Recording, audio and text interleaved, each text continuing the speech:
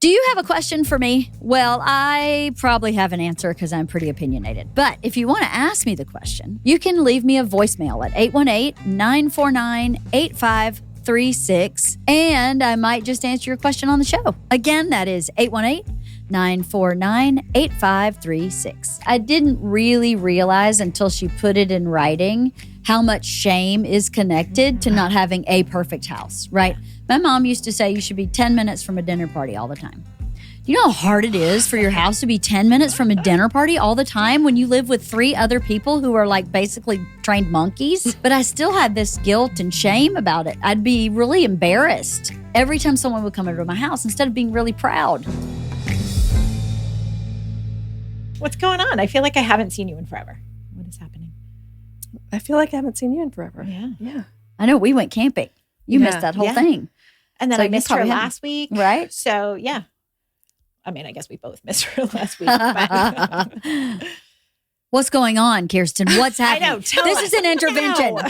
We are intervening. How was in the what? show? What happened? Did anyone break an arm or whatever? This Vivian's show. Oh, Vivian's show. It feels like a lifetime ago. I can tell by the look on your face. You were like, I was like, what show? We just went to Chicago on Saturday. I didn't think I told you about that. It went great. good. Yeah, it was actually outstanding. I regret that I didn't invite people. I feel weird inviting people to a high school show. You know, it's like it's LA. Everybody sees like big shows. But it was pretty outstanding.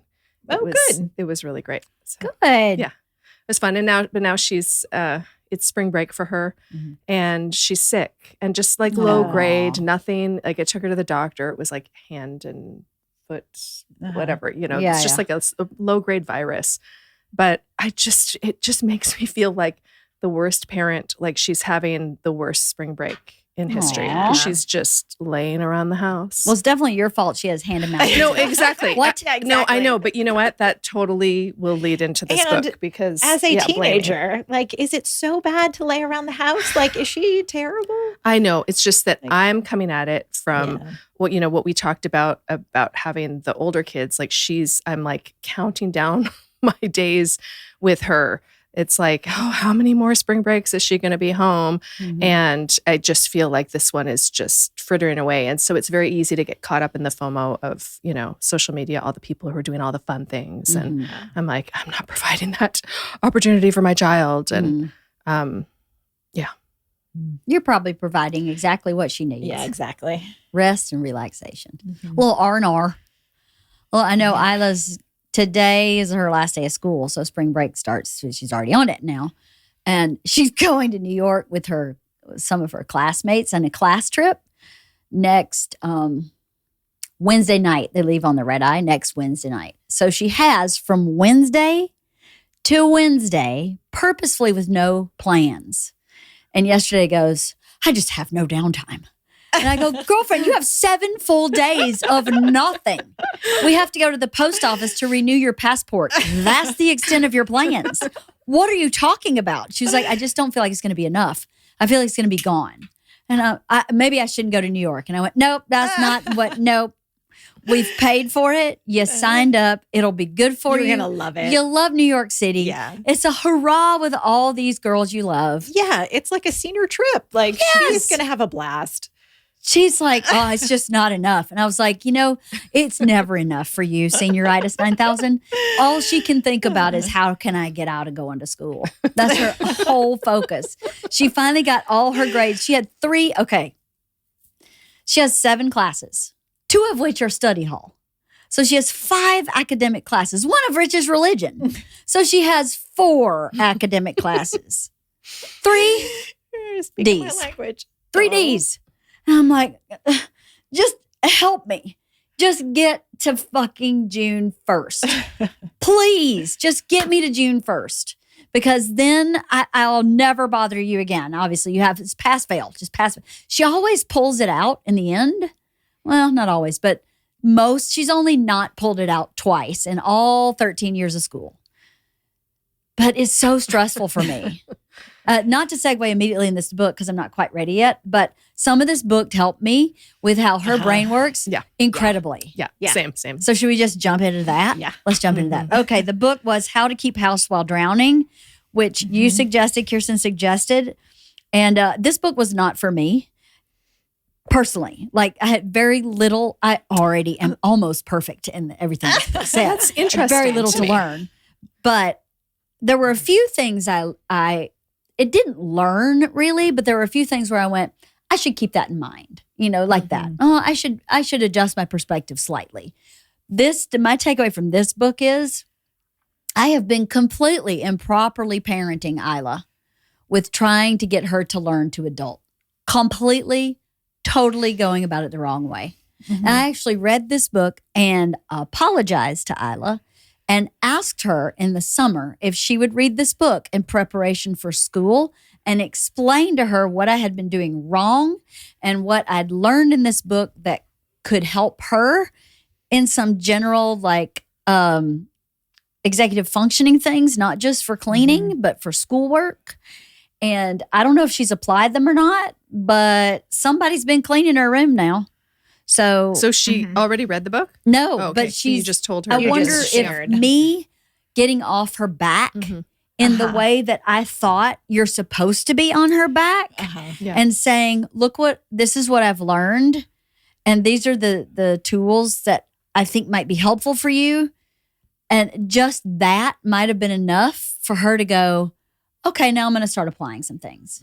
This book was revolutionary to me in parenting a child that is not a typical brain. And it also showed me how freaking boring my brain is. Because my brain just goes, list, check, list, check, check. I mean, there's one point in the book where she goes, if you're one of those people that walks into a room and just sees things that need doing and just do them, good for you. I was like, that is me. Aren't we all that way? Yeah, so I'm that way, and yet I got a lot out of the book. Good. So the first time that I read the book, I thought the book was written for me. Interesting. I really did. And so when you told me, we didn't discuss the book ahead of time, but LeeAnn did say, it's not for me, but it really helped me with someone else. And I got who the someone else was. Yeah. But I thought, oh, interesting that it's not for you. That's so interesting. Well, then, so I read it before we read it together. Then we've had like a long lapse between book clubs. And so I had to reread it because I was like, okay, I remember I loved it, but what did I love about it? Yeah. I reread it. It's super short. And also listening to the audiobook, it's 3 hours long. And I mean, it's so doable. This book is exactly what we always complain about when something should be a pamphlet. This is the pamphlet. Yeah. Like it's written like a pamphlet. I mean, some chapters are a page long. But the second time I read it, I went, oh, it was not written for me. It's written more for neurodivergence, like our kids and, people who I think I first related to it thinking about when I have been drowning, like the times when I had a kid in the hospital or when, we had every therapy and doctor's appointment known to man and I just felt like I was drowning. And I felt like a bad person if the house was a mess. Right. I felt like it was a moral judgment. And so her line about mess is not moral. It's morally neutral. Yeah, it's morally neutral. Yeah. I mean, that blew my fucking mind. It honestly did. I'd never considered that perspective before. Right. I thought, no, it is not morally neutral. It's like mess is bad and clean is good. Yeah. And so that's why when I first read it, I really felt like it was about me. And then the second time I thought, oh, no, it's really about my kid, one of my kids. But my takeaway is that I think everyone can get something out of it. Oh, because totally. it's written by a psychologist or a yeah, she's I think she's a psychologist. Let's look on the back. So. Licensed therapist. Yeah. Yeah. But she also clearly is neurodivergent. Yes. Yeah. So that was really helpful. What did you think, Kath? I definitely thought the book was not for me. A part of it, I was like, okay, I do this already. Like the thing I liked about it is that it gave me permission to like do things I was feeling guilty about already. Oh. Right? Like sometimes I'm like, fucking A, I cannot hand wash those dishes right now. And I would feel guilty. Now I'm like, why the fuck do I feel guilty? Who cares? Nobody sees my dishes except me. So what does it matter? You know what I mean? And I would still make that choice, but feel badly about it. So like I liked that. And I liked her very gentle, nurturing approach. Like it felt at times repetitive where she was like, it is morally neutral or whatever. Like she said that, but it was almost like that mom that needs to say the same thing over and over to your kid who may not get it the first time around. And I was the kid who didn't get it the first time around. I mean, I got it, but I needed to hear it again and again. So I think I actually read this 3 times because I listened to it, I read it, I listened to it, and I read it. And I could listen to it again because I have not absorbed those lessons. Like, yes, I think anyone who knows me would know that I have a pretty clean house. I mean, I'm not like Lynn Grusin level, like she's like really got her shit together, but we don't, maybe we have some shoes clombed at the front door or whatever. Maybe there's like a pile of paper somewhere, but we have a pretty clean house. But it's like those times when it isn't, or those areas where it isn't, like my sewing room, it's like a bomb went off. Yeah, it's just close the door. Yeah, no. And I can't close the door because the cat's litter box is in there. So anytime we're giving a tour of the house, I'm like, and here is my mess. But she reframes like a lot of that stuff where it's like, okay, it's not, she doesn't talk about my sewing room, but like vis-a-vis my sewing room, it's not, I am a mess. It's like, this is messy because I'm creative. Like I've been creating stuff. So that is why it's a mess. And my piles of paper on my desk it's like, that's just proof that I've been writing and that I've been editing my book. And so it's like, good, that's good stuff. Like that's just evidence of a life lived. Yeah, I liked all that too. I think I didn't really realize until she put it in writing how much shame is connected to not having a perfect house, right? My mom used to say you should be 10 minutes from a dinner party all the time. Do you know how hard it is for your house to be 10 minutes from a dinner party all the time when you live with 3 other people who are like basically trained monkeys? There's no way. Yeah, don't have the executive function to do it, much less the philosophy.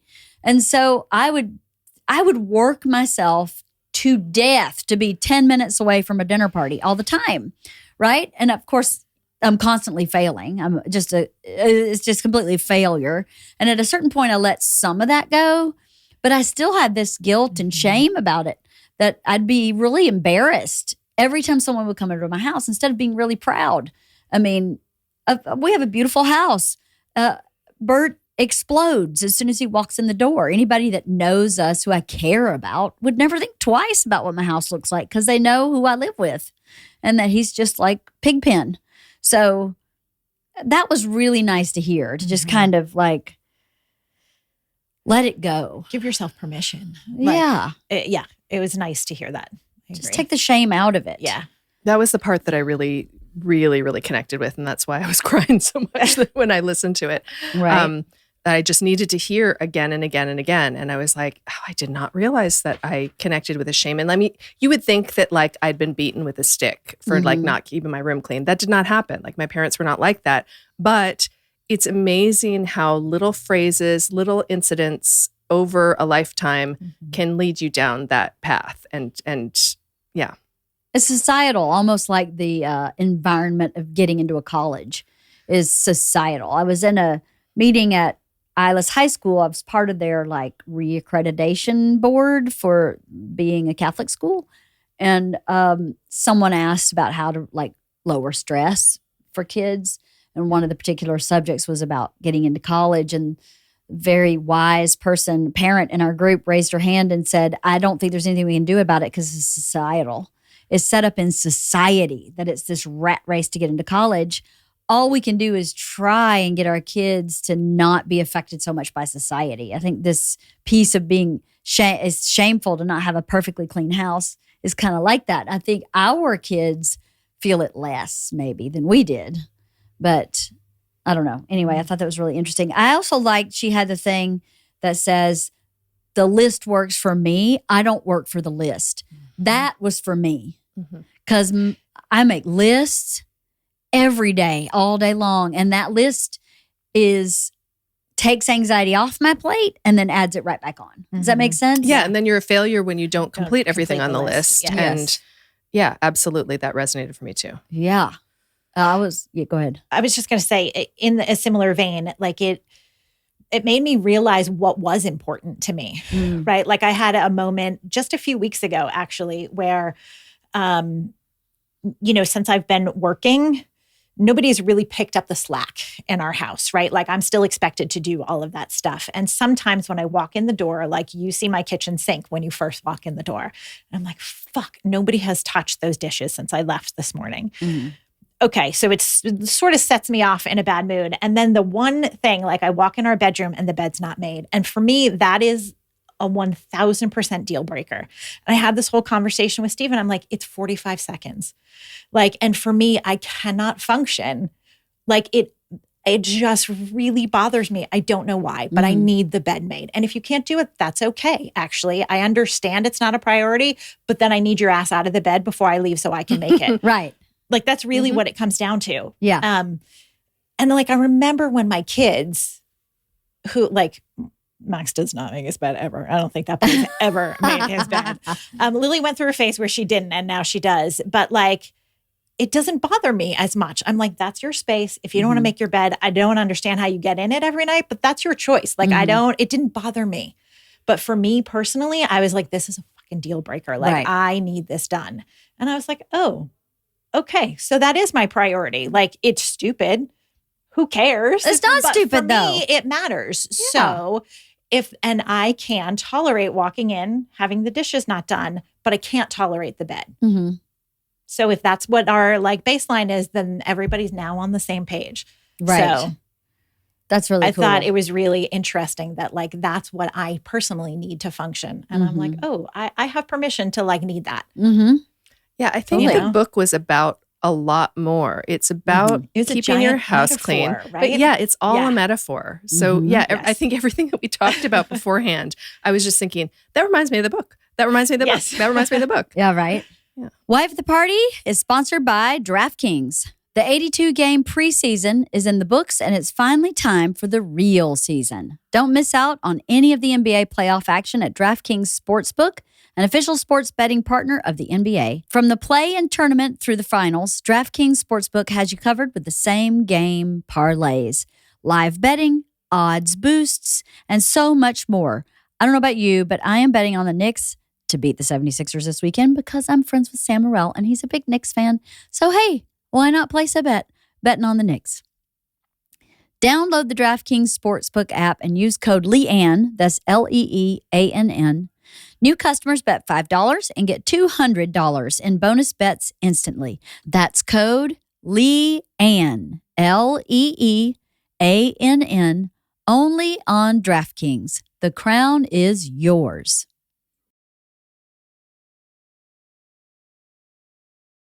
Here's the things that I went to Isla with and explained. So I think that I don't want to, like, I wrote down a lot of things that I really liked in the book, but I don't want to read them because I want the people listening to read the book so you can read and interpret it for yourself.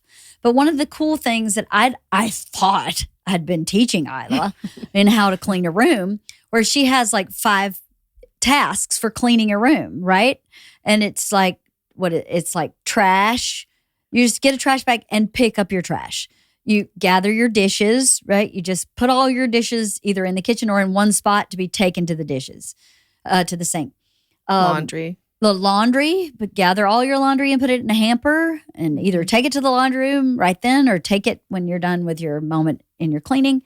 And then put things that have a place in their place, right? I know my home ec class, there's a place for everything and everything in its place. Well, that's great goal, but you don't really have a place for everything all the time. So you put away the things that have a place, and then you deal with the things that don't have a place. Do they need to be back in the trash? Do they need to have a home?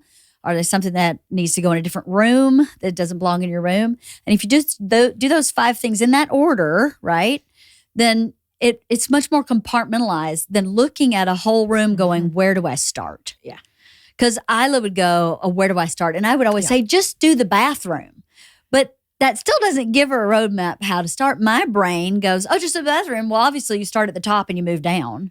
But her brain doesn't work like that. Her brain sees it so differently that she's overwhelmed immediately. She said this there's one part in this book where she said, if you can walk in, I think it's the same part. If you can walk in a room, see what needs to be done and do it, great.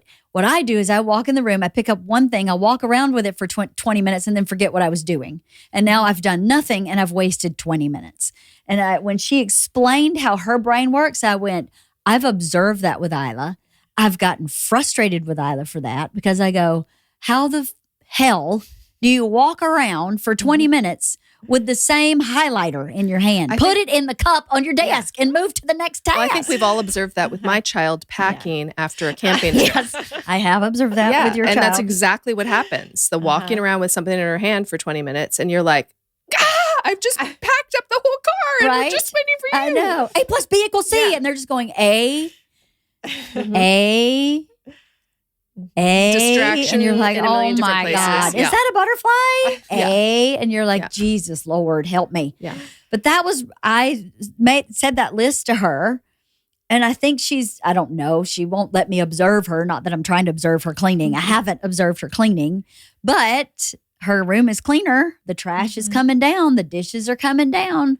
Maybe not all at the same time. Another thing that I really liked that this woman said was, I liked so many things she said that I said to Isla. You don't have to finish a task.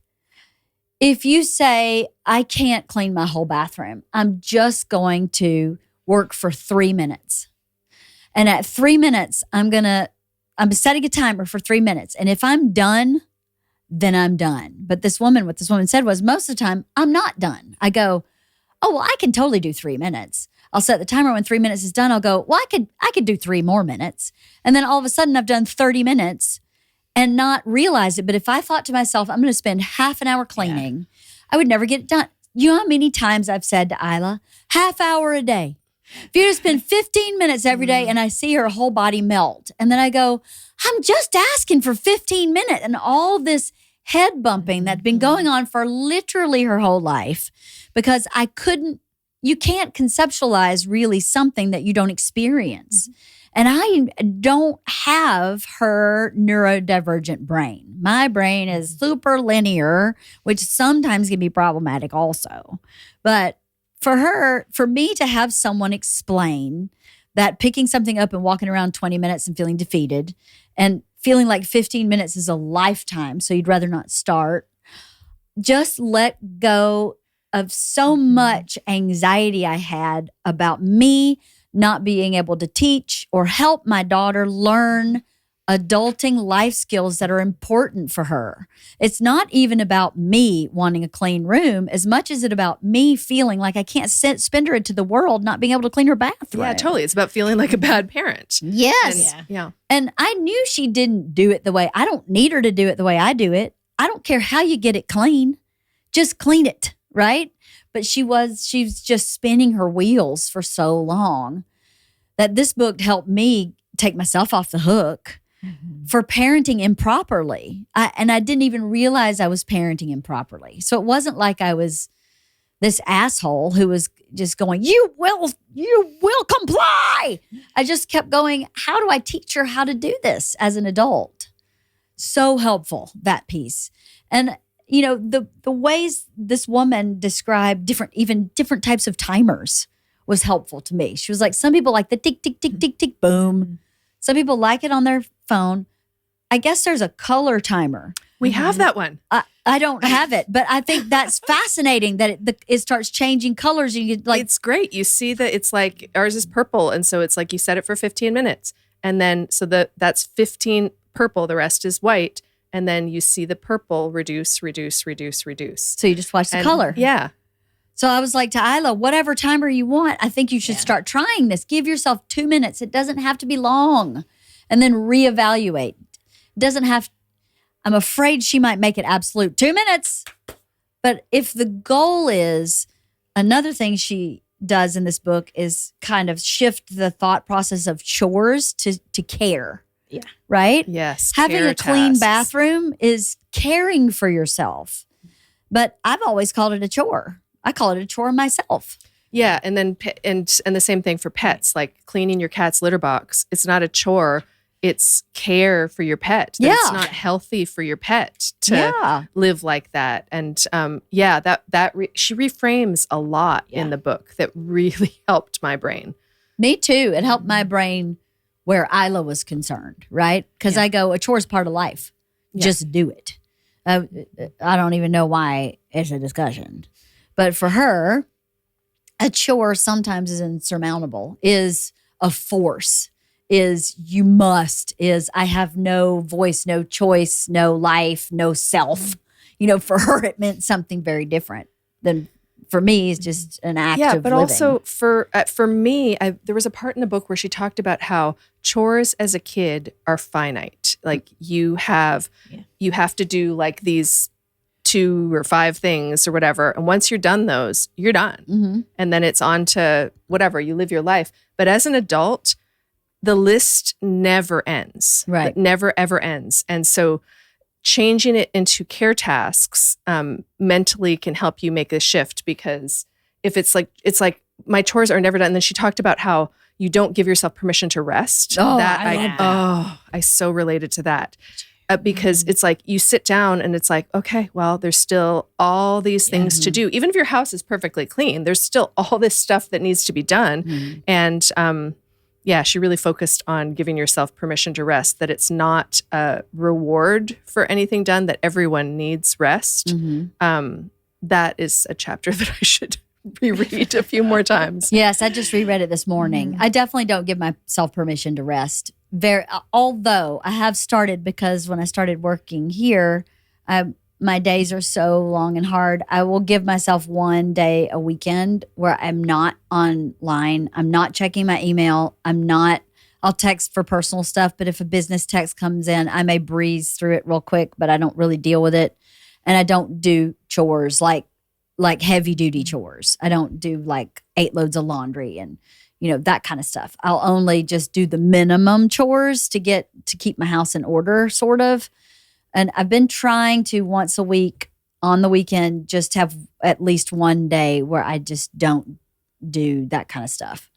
But I still don't really rest, because I'll do other projects that aren't like maintaining the house or work projects. Like I want to reorganize the garage.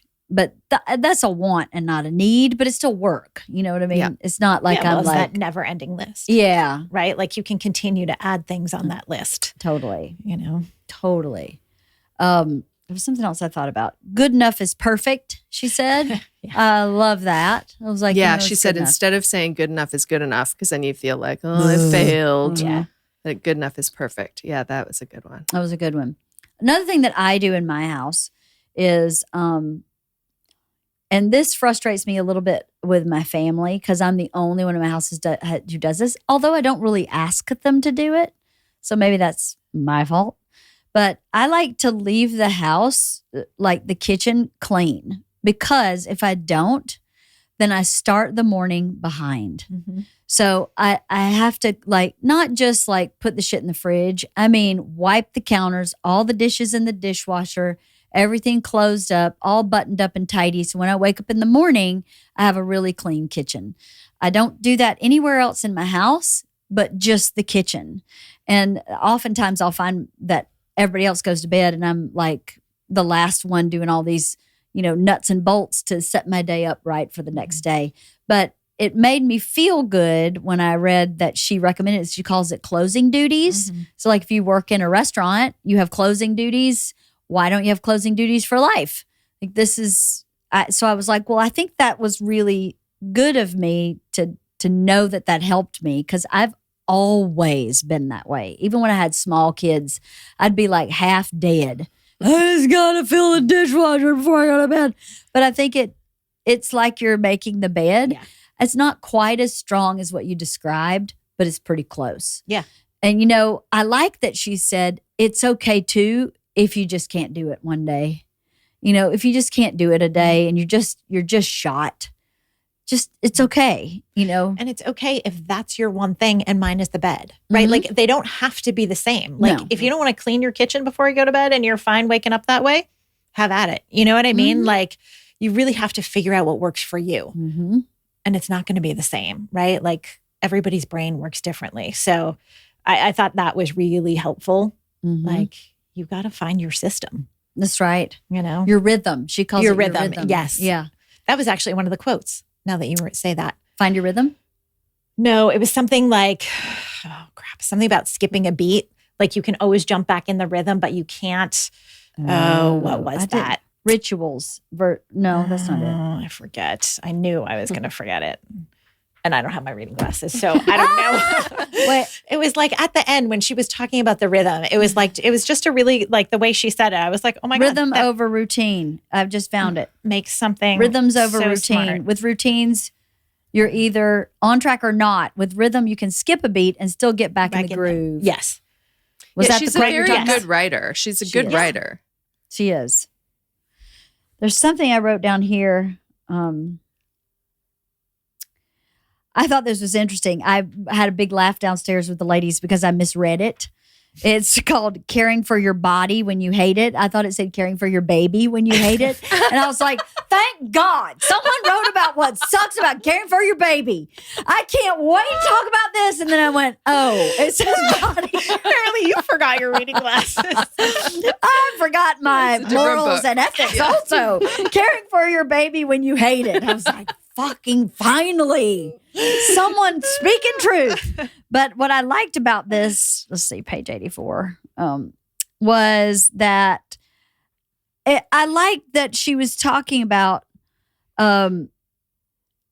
she talked about a cat she found at a shelter and how that cat was just beat up and just like ratty and broken tail, and how much she loved caring for that cat. But we don't have that perspective if we're not happy with our body.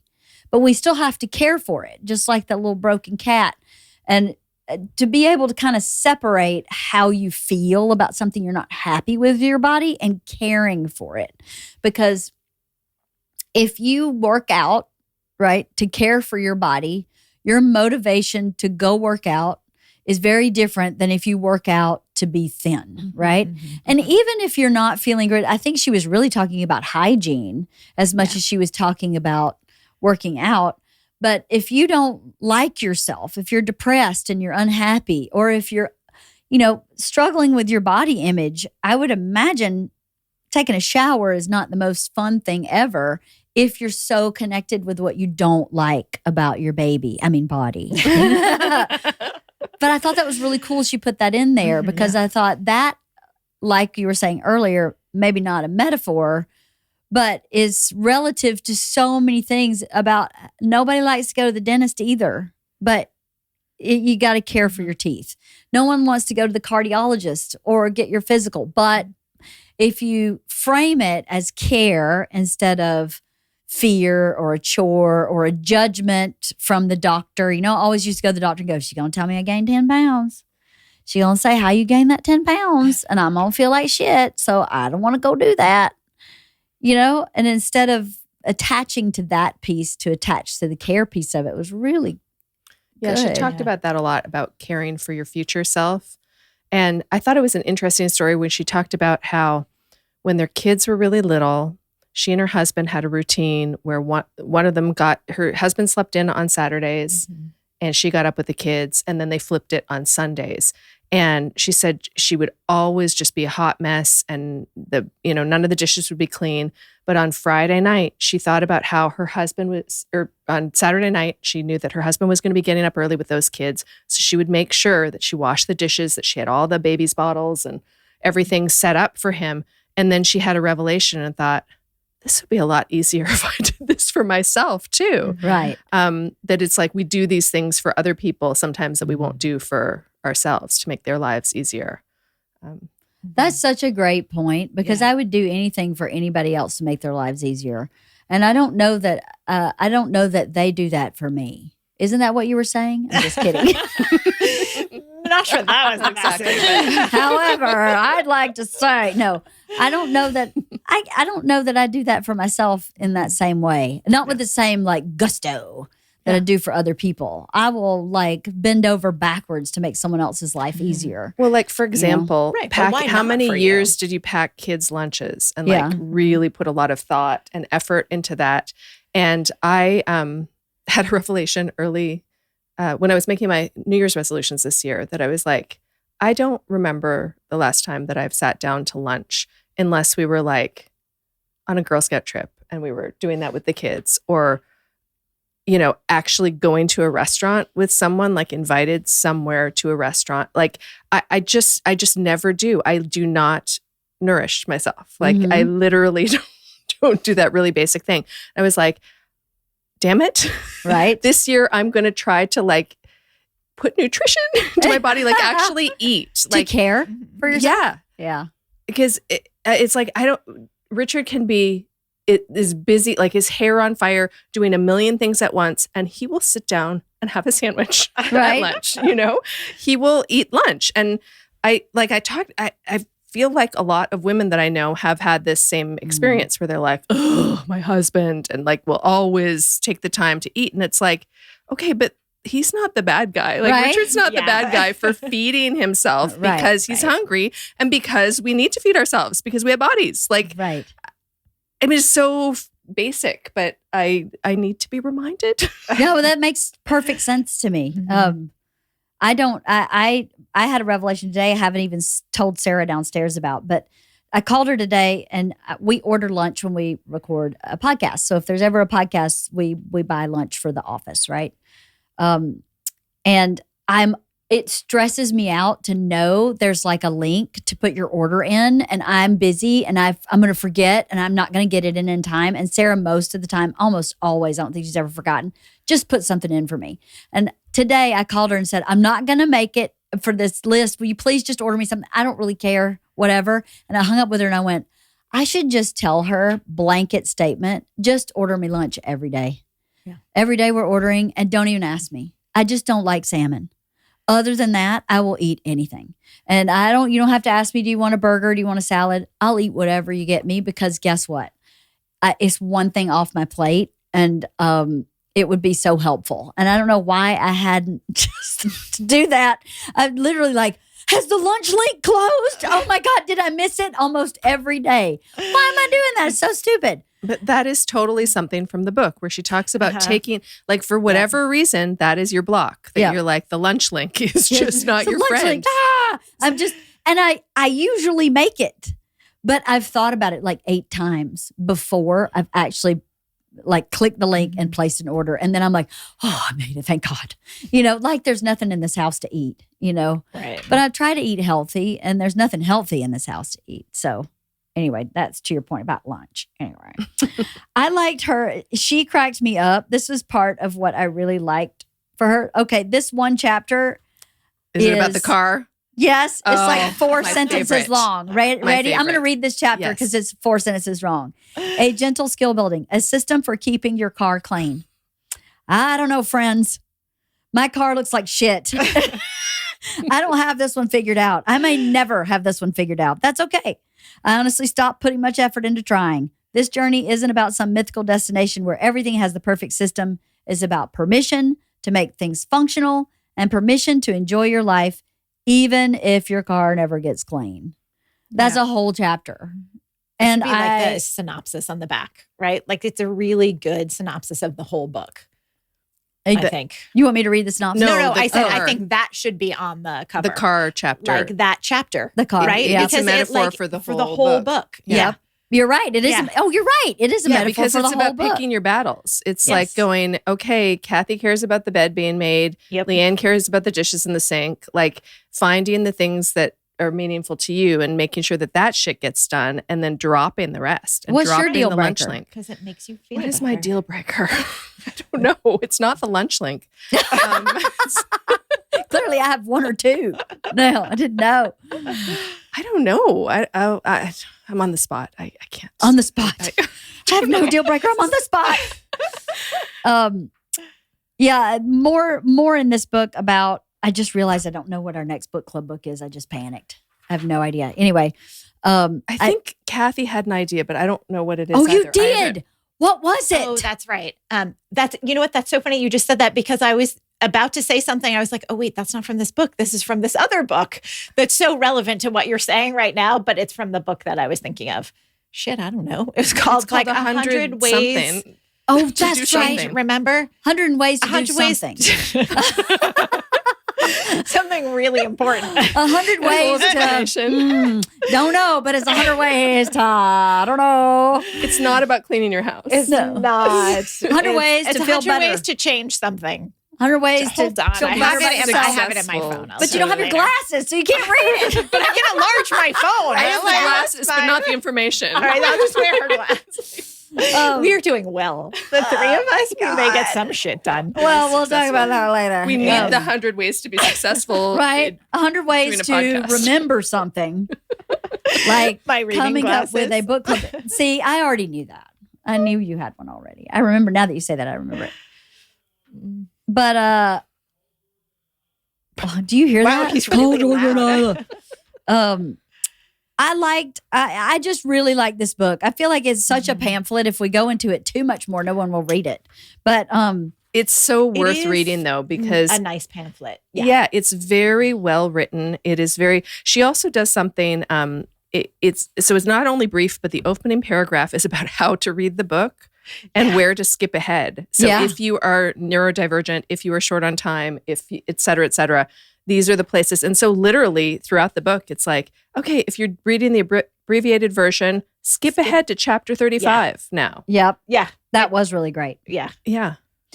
This term she called task initiation was such a great term. It's kind of going back to what I was saying before, but that term was an aha for me because I went, that's what Isla has a problem with.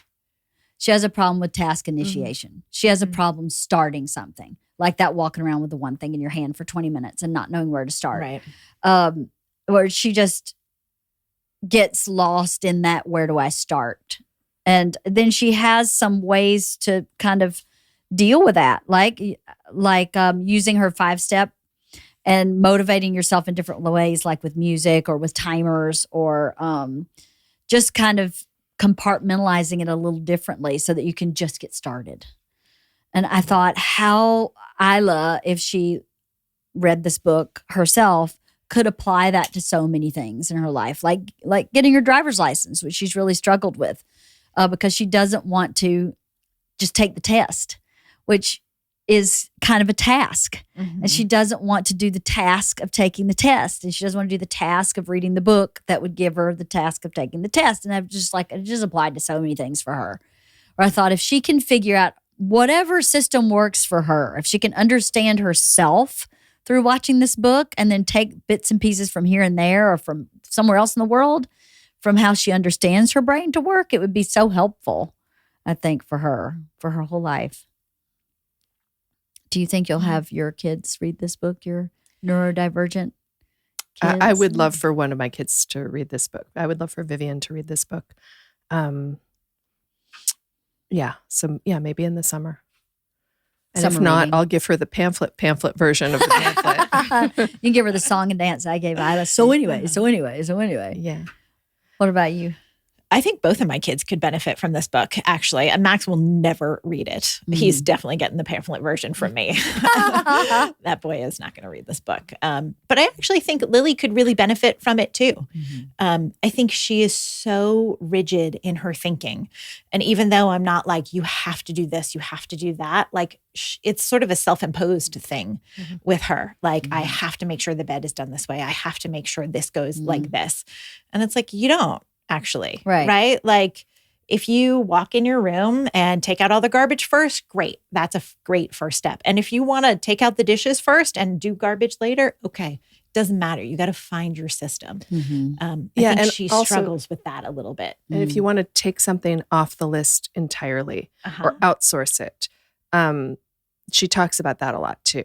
About how she's like, she realized that there was one thing on her list that was never getting done and she felt like shit about it. And so she crossed it out and she's like, I know you're all wondering, well, but if you cross it out, then it's not getting done. She's like, guess what? It wasn't getting done when it was on the list. Right? Right. That was a revelation. Yeah. Right. Because you're like, oh, you can do that? Yeah. Yeah. Like, I'm never dusting anyway. So why am I putting it on my list? Yeah. Because, right. like, I hate dusting. Right. Yeah. Like, and you're like, oh my God, that's so smart. Because then you feel better about yourself. Yeah. And she's really then you're clear more about motivated. like hygiene and like, you know, like the cat's litter box. is not going to clean itself. That's not something you can take off the list. But that some things, like the dust. I mean, are you going to die in dust? I've been to your house. Like I've never noticed any dust in Cathy's house. So, well, it's something actually, now that we're talking about it again, that I liked. She was talking about how she does laundry, which was making my actual skin crawl. Because she doesn't fold anything. She just puts it all away in like piles and stuff. I can't function like that. But I have a daughter who could. No problem. Yeah. So mine too, actually. Why would I impose my system on her? The only reason my system is, quote, better is because folding your clothing allows them not to wrinkle.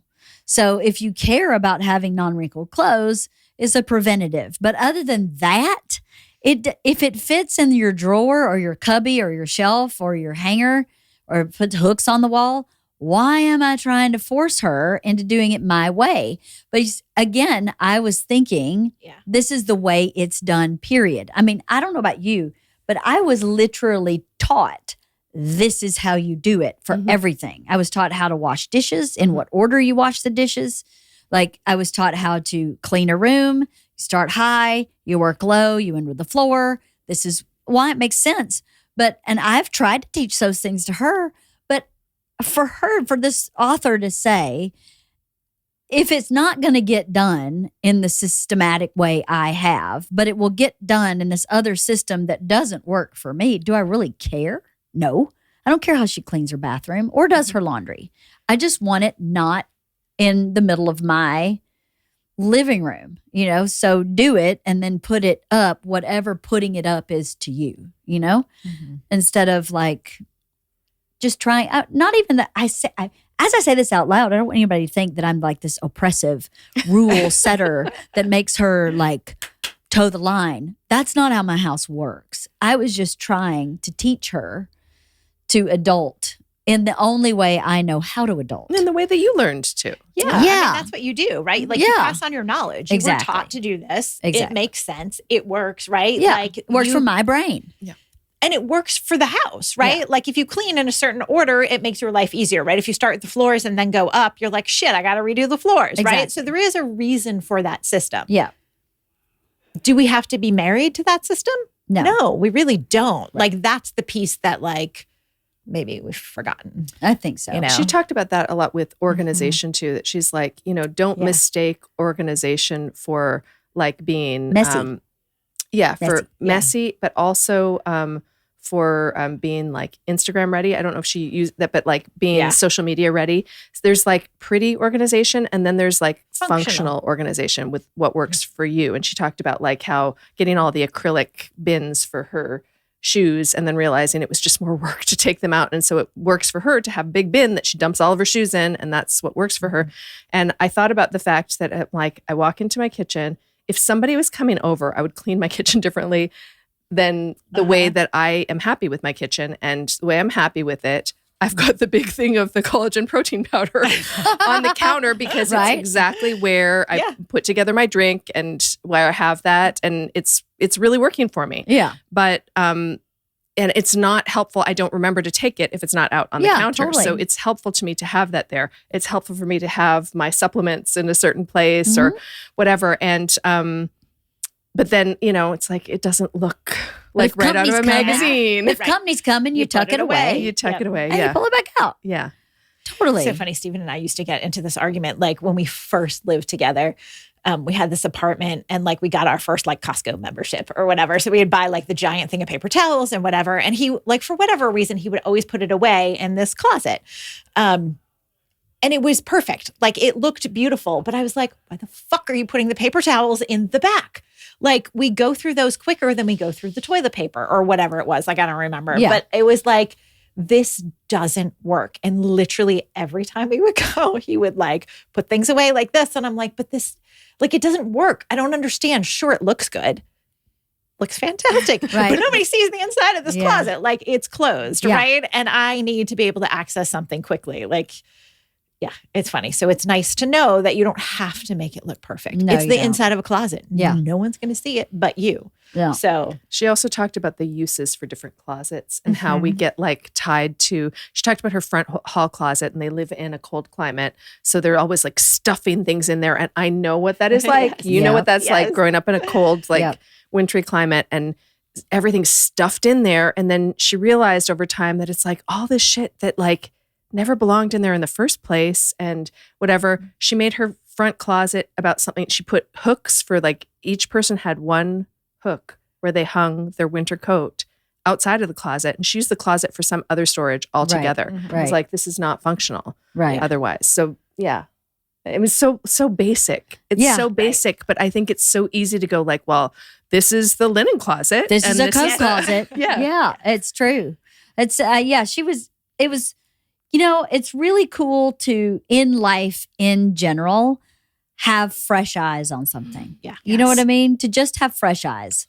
Because that's all a lot of this was for me, is that my stuff is not really broken, but some of it I went, where Isla's concerned, it was fresh eyes, where I went, wow, this is a whole new way of looking at how you get from A to B. It was really cool. I thought it was a really good book, easy to read. Yeah, really it was fast. fresh eyes on myself of realizing how punitive I was. I am. Like Same. to myself, how hard I am on myself if not everything on that list is getting checked off, not allowing myself the rest, all of that. And then the fresh set of eyes about the like laziness does not exist. She says this. Yeah. I'm like, what? What do you mean it doesn't exist? It does, but it does. It does. Have you seen my daughter? Yeah. Maybe you. But she says what does exist is things that are interpreted as laziness are executive dysfunction, overwhelm, perfectionism. And then I was like, oh, it's me. Like, you are so lazy. it's me. It's my daughter. It's like, It's everybody. Yeah. Yeah. But nobody's nobody's really lazy. I think she's right. Yeah. I mean, I guess there are some people who are not motivated, right? I think sometimes a lack of motivation or this, what's it called? This task initiation problem looks like lazy. It's just overwhelm, maybe. Yeah. And it may not be overwhelmed with the task. Depression is overwhelm, right? Overwhelmed with life. Yeah. A migraine is an overwhelm. Yeah. Being overweight, especially for a health condition, is an overwhelm. There's just so many reasons why you get bogged down that looks like lazy. It's really hard to stay on task every day, all the time as an adult. It can be really hard. I mean, it is nearly impossible for me to have maintained my workout schedule for 4 years. It's like an act of Congress that's actually happened. It's been really crazy. And there are some days where I am like, I almost feel like it stresses me out more to work out than to not work out. But to not work out long term is worse than the moment where I'm like, oh my God, this is really screwing my day up. I think it's hard to get that right in your head, sort of. I think she did a good way of, she was good at presenting different ways of looking at all different types of responsibility and accountability, because that's what a chore really is responsibility and accountability, right? Mm-hmm. I bet she's a really good therapist. I bet she is too. I bet she is. All right, what's this 100 ways to like drink a cup of coffee book you're talking about? 100 ways to, I don't know. I got 100 ways to drink coffee. I bet you do. Hold on. Where is it? I think you texted it to us or something. You want to borrow some See? readers? I'm responsible. Readers. I may need them. As readers are Okay, here we slowly go. pushed your way. Yes. Okay. 100 Ways to Change Your Life by Liz Moody. She has a podcast too, actually, that I've listened to a little bit. Oh, really? Did you like it? I've only listened to one, and yes, I did like it. I haven't gotten back to listen to more. But yeah, I like her philosophy. I like her ideas. Awesome. So 100 ways to 100 change ways your to life. change your life. Yeah. Do you want to? By Liz like, Moody. It's the Yeah. 100. I'll send it to you. here. I will send it to both of you right now. Thank you. And so you've already read this book? Mm-hmm. Cheater. Yep. I'm going to reread it actually. Good. Um, What's one way you think you need to change your life? without like reading the book? 100 ways is what I need to do. Without reading the book. Okay, well, that she's not saying where you need to change your life. Okay, so the one thing that I was going to say earlier when you were talking about your lunch link, one of the things she suggests is like outsourcing the things that you can, right? To just get off your plate, right? Like, why not have Sarah order your lunch every single week? So like, it's a stupid. no-brainer, Yeah. right? She talks a lot about like repeat delivery. Like, that's something I just discovered. Like, why the fuck do I run to the supermarket to like get the stuff that I need every freaking week, right? Like, why don't I just set it up so that it shows up every week? Like, why am I stressing? I do not do that. Oh, that is something new that I've just started. I'm like, why? Like, we order this all the time. We do like, just come. You know what I mean? Like, I don't need to like, so she talks about like automating those kinds of things so that you don't have to think about it. Like, why are you adding extra onto your plate when we have a vast world where some of that stuff can be taken off our plate, right? I already did that. So- When the pandemic started, I just started Instacarting everything. Not when we were hiding things in our garage for 3 weeks. After all that stuff had been kind of quelled, I just was like, well, I'm just going to Instacart everything. And to me, I look at Instacart a couple ways. My time is worth more than walking the aisles of the grocery store. I'm providing a job for somebody, and I can afford to do that. I am privileged enough that I can pay the $10 fee plus a tip or whatever it is to be able to give someone work and to save myself time so that I could work more, perhaps, and make more money to order more Instacart. So I do that with I haven't been to Costco. I don't even remember the last time I went to Costco because guess what? I can get Costco on Instacart.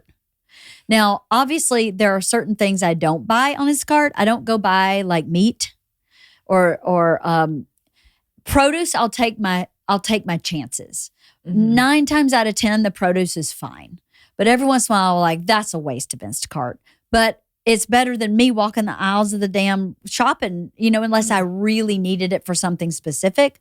But if I really needed it for something specific, if I'm buying the week's strawberries, I'll just order them. But if I need strawberries for a recipe that I'm making now, I'll go get them. Does that make sense? So anything that has a little buffer with it, I'll just Instacart it. I've been doing that forever. Everything is subscribed.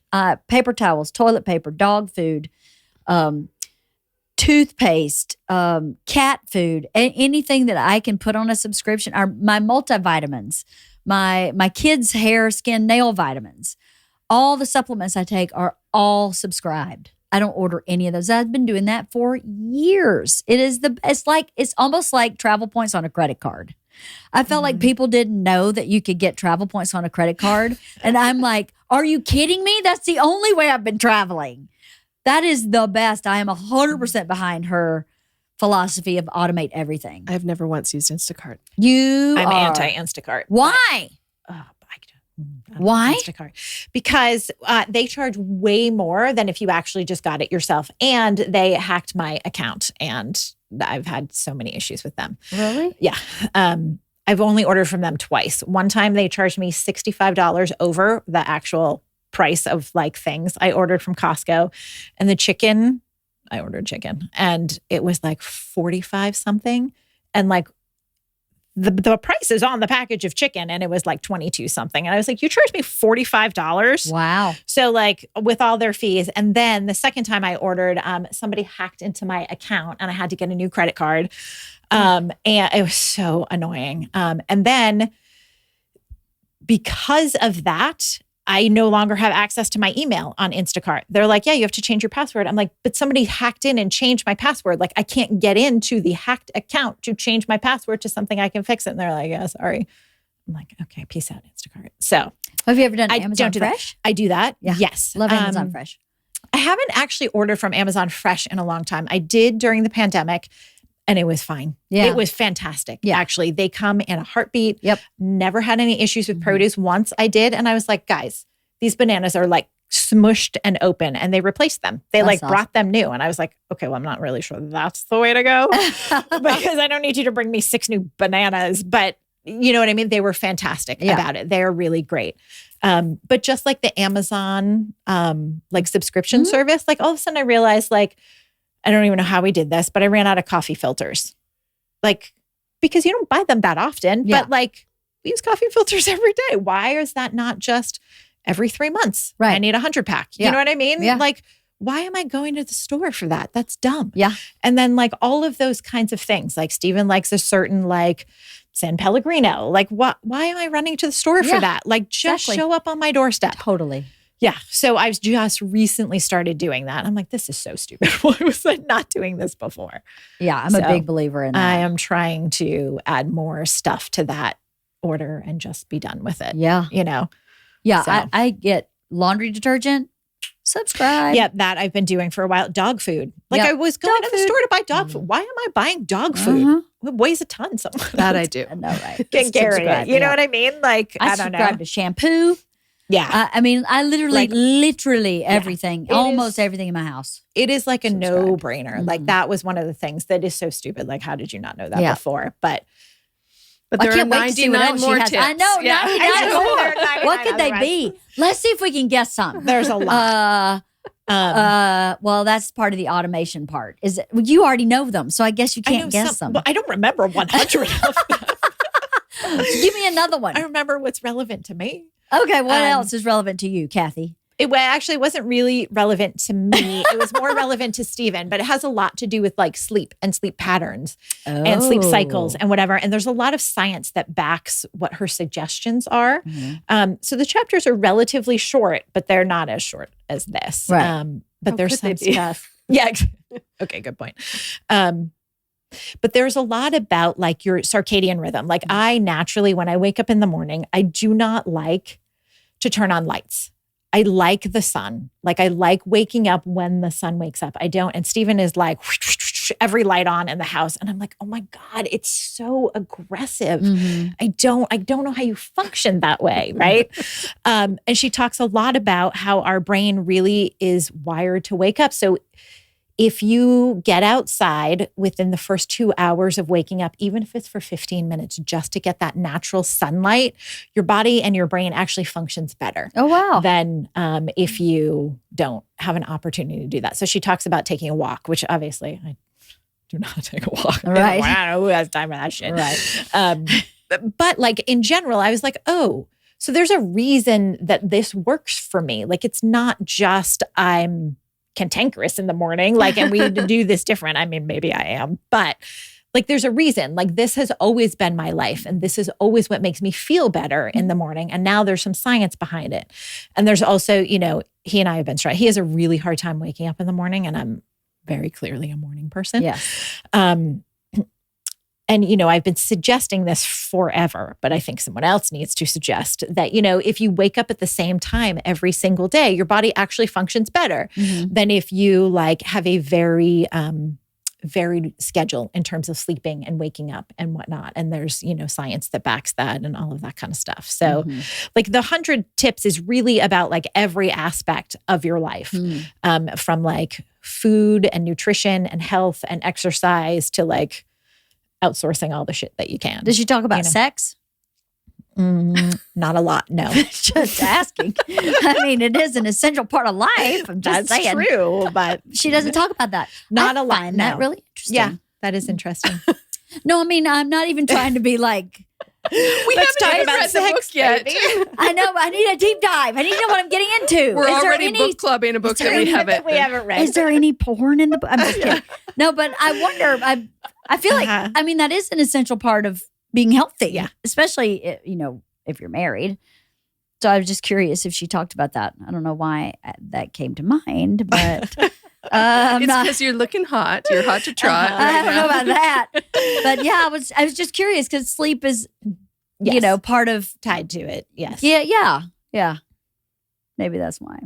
Sleep is tied to sex or tied to bed. Anyway, just curious.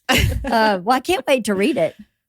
I'm excited to read that. Yeah, there's some of it that you're going to be like, not interested. Like 100 is not going to work for everyone, right? And there's definitely some stuff that I was like, yeah, this is for Max, this is for Lily, this is for whatever. But there are definitely some things that And I don't know, sometimes I feel like you just need to hear it differently, Mm-hmm. right? Some of the stuff is not super revolutionary, right? Like outsourcing, that is not, but for whatever reason, it hit me like, yeah, light bulb, dumbass. Why are you not doing this, right? Yeah. So kind of like the book we just read. A little bit, yeah. Where there was a lot of moments where you go, why am I not doing this? Yeah.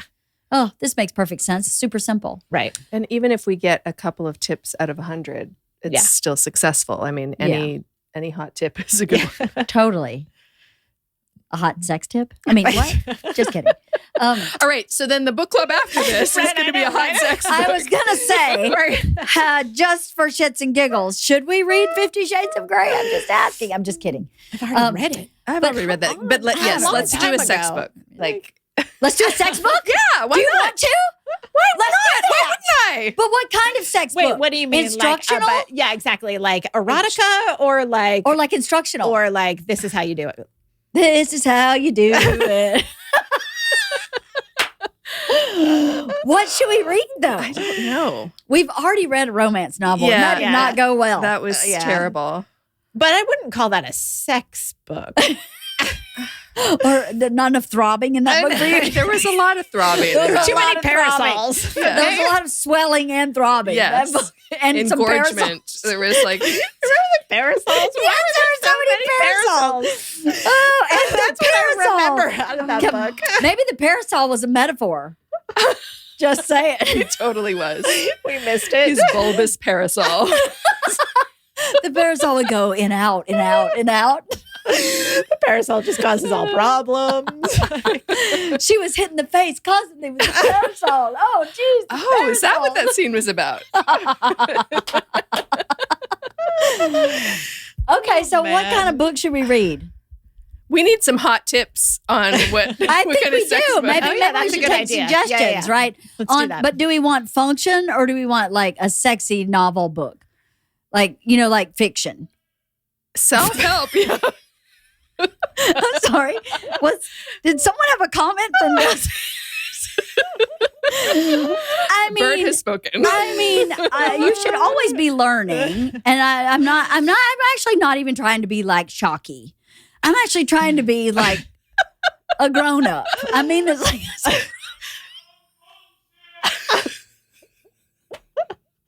a book on function. Well, the penis enters the vagina. And then, you know how it I functions. just sat through 5th grade sex ed, by the way. I know. I did not read that. Okay, It's very sexy. it was not on the function. I don't think it's Oh my what we're God. talking about. But, Okay. I mean, So how to self-help. Remember in the 12 Yes, days I was of just going Christmas? to say that. Like, are we talking Kama Sutra here? Or Okay, like, do you know this story? You probably don't. Okay. You ready? Yeah. So the campers, all our families, Bert decided to have the 12 days of Christmas once, right? Where from December 1st to December 24th, we were going to get together 12 days in those 24 days. Impossible. He had a high ambition. Nearly impossible, right? But we did a lot of really fun, cool, like one night we made gingerbread houses. We did all kinds of cool, cute stuff. Well, Bert also decided, I believe it was Bert, that we should do all the poses of Kama Sutra within these 12 days, right? No, in these 12 days. How many poses are there? At least 12. I don't know. But so we were all committed to do it. So because we're meeting each other basically every other day, we come back together the next day. Kathy, Stephen, did you do it? Nope. Lynn, Eric, did you do it? Nope. Bert and I tried one pose. Sandy and Tom were like, we gave our kids Benadryl and did all 12 poses last night. That wasn't the rule. We did all of them last night. We were like, I misunderstood. What? Are you like an acrobat? You totally misunderstood the assignment. Like Bert and I did one, and we're going to do the next one the next night. You're just the next one the next overachievers. night. But they literally drugged their children and put them to bed because their kids still slept with them at that time. So they put them to bed and then did all 12 poses in one. They needed an instructional book on how to apply Kama Sutra. Wow. Okay. But okay. So we're going to move beyond the Kama Sutra. If we do an instructional book, are we willing to try and discuss anything that we learn in this book? Or are we just going to be voyeurs and look at the book and go, interesting? Do you know what I mean? We have to be willing to kind of try it. I don't know if you need to talk about it, but I mean, you know what I mean? You know what I'm saying? So, look at your face. Okay. Look at your face. Your face was like, I'm out. I will not be talking about my sex life with Richard. Club is over. His name may be Richard, but we're not talking about anything else, right? Could you talk in generalities about it? Wait, so you're talking read the book and then practice it and then come talk about it? Let's read the book and then talk about it. And then maybe go practice. Maybe. Or maybe, I don't know. Yeah. Maybe as we read the book. That's what I'm wondering. I can't give any hard and fast answers when I don't even know what book we're reading. You need something else hard and fast.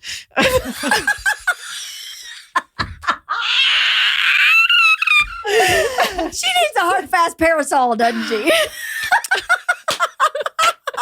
Yes. Oh my.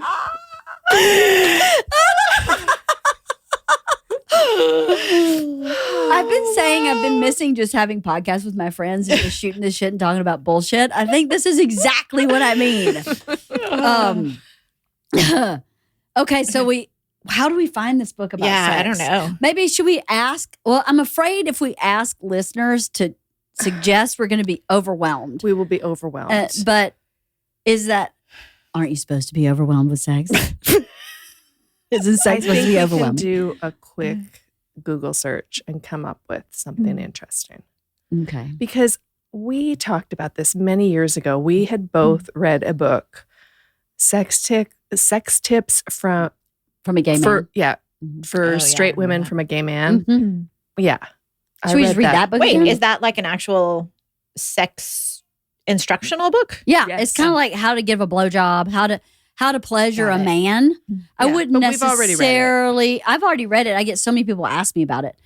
But I mean, that's about how you can do better, right? How can you do better in sex, right? Because it was a gay man describing what a man likes because a man knows what a man likes, right? So then that was I hope my children are not watching this downstairs because I think they're downstairs. But I actually really learned a lot from that book. It was very informative. It was very informative because I don't know what it feels like to be a man. So, and I had never had the conversation with a man to be like, so walk me through a hand job.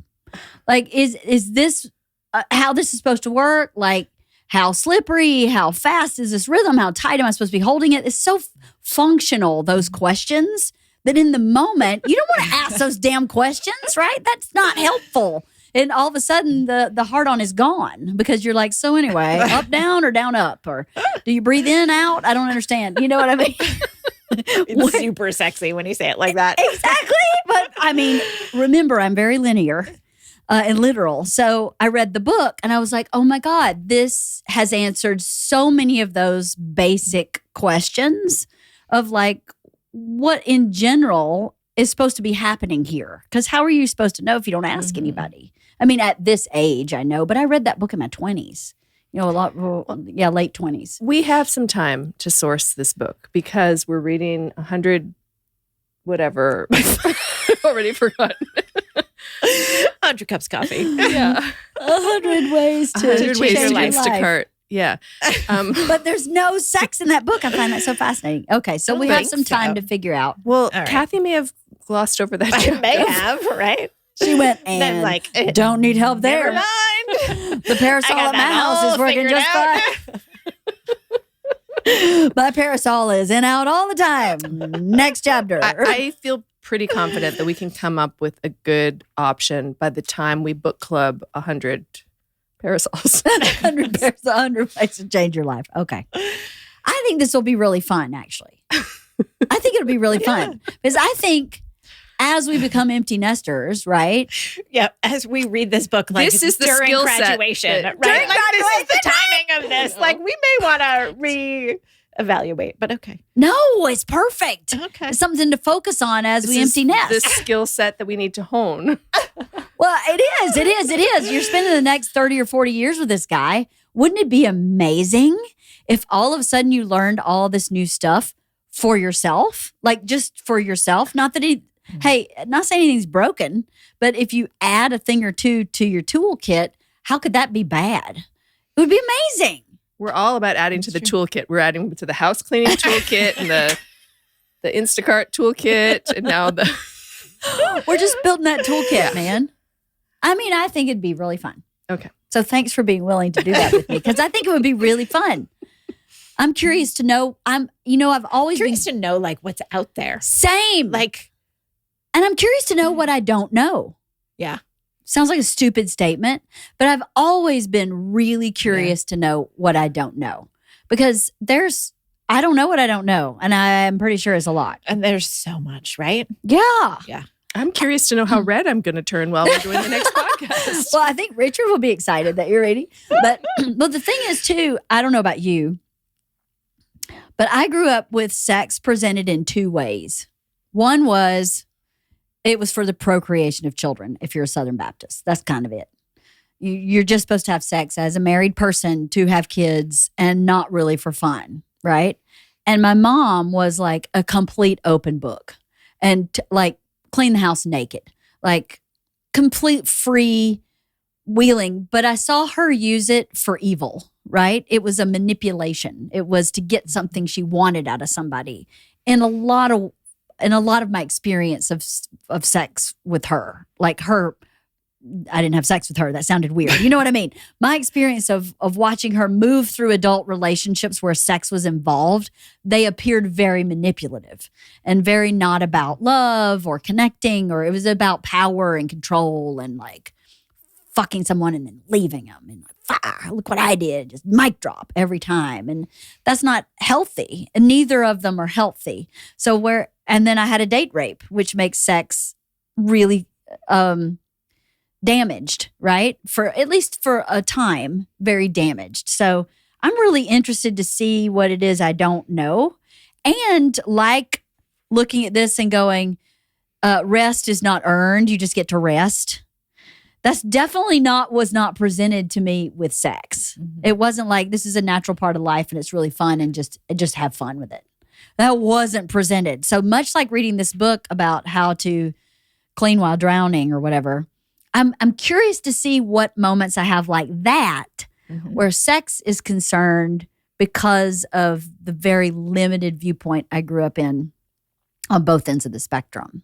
I think that's going to be really fascinating. And as enlightened, mature, happily married women, what could be more fun? We got to pick a good one. I know, right? The Joy of Sex back to 1960. The original, the OG manual. We're going to be doing some deep research on this. Did you say deep? And throbbing. Thorough. We're going to go elbow deep in this research. See how red she could turn right now. Kirsten, I'm sorry. You're going to be such a trooper for this one. I think it's going to be really fun. All right, 100 ways to change your life? Yep. By Liz Moody. By Liz Moody? Liz Moody. It's like, her name is Luz? They say her name is Lucy, but they all call her Luz. Just me. No one else is around here. Stuck on that. I needed today so badly. Thank you so much for talking about this book and being silly and goofy with me. I feel like I haven't been able to be just silly in a long time. So thank you. I appreciate Here we are. it. I know. Never disappoint. All right. Well, I look forward to this book. Maybe we'll not be 3 months before we get to book club again. Try to bang it out because we got to read the sex book during graduation. Yeah, we got to bang that out. That's what she said. It's going to be the best book club ever. Maybe our book club just turns into a sex book club. Yes, sex and porn. Not porn, literary porn, not actual. I mean, what else do we have to do with our lives? It's about to be empty. These empty nesters have nothing. We have nothing. I'm going to be home alone all the time. Got to fill it with something, right? We could. Never mind. I'm going to stop talking. Yeah. Anyway, thank you so much for the podcast today. Thank you for reading this book with me. I love you guys. I'm so glad to see you. Thank you for everything. Thank you.